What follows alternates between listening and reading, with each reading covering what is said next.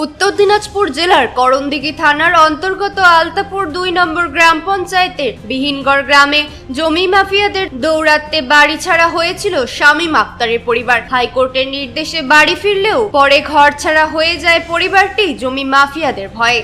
তৃণমূল কংগ্রেস সরকার পতন, বিজেপির সরকার গঠনের পরে বাড়িতে ফিরল ঘরছাড়া পরিবার। করণদিঘির বিজেপি বিধায়ক বিরাজ বিশ্বাস ঘরছাড়া পরিবারের পাশে পরিবারটিকে বাড়িতে ঢোকালেন। কি বললেন তিনি শুনুন। বাড়ি থেকে দাঁড়িয়েছিল, আপনি বাড়ি ফেরালেন, কি বলবেন? দেখুন, এটা আমাদের যেটা আমরা বলেছিলাম যে আইনের শাসন আমরা নিয়ে আসবো, সেটাই একটা প্রথম ধাপ।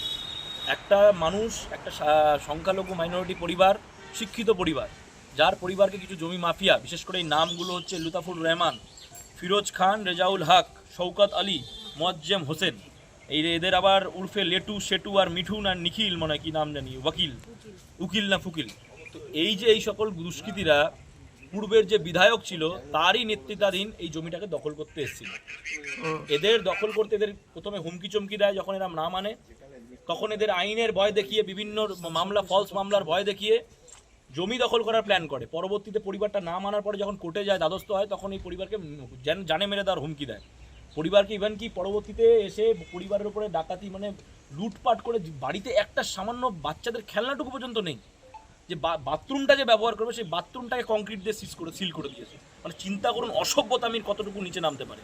মমতা ব্যানার্জির যে আদর্শ, যে সংখ্যালঘুকে খালি ব্যবহার করবে দুধাল গায়ে হিসাবে, এর বাইরে আর কিছু তাদের অস্তিত্ব নেই, এটা জলজন্ত প্রমাণ।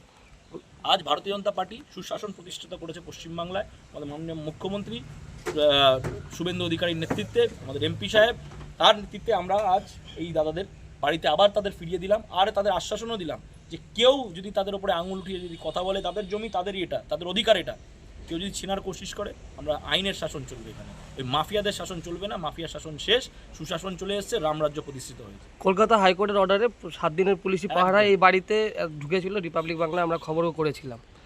আজ আবার বাড়িতে ঢুকলো, থাকতে পারবে নাকি? একদম বলেছি তো, রামরাজ্য প্রতিষ্ঠিত হয়েছে, পুলিশের আইনের শাসন চলছে। এবার টোকা দিয়ে দেখুক, আমরাও দেখে নেবো কি। আর মিডিয়া বন্ধুদের আপনার অসংখ্য ধন্যবাদ।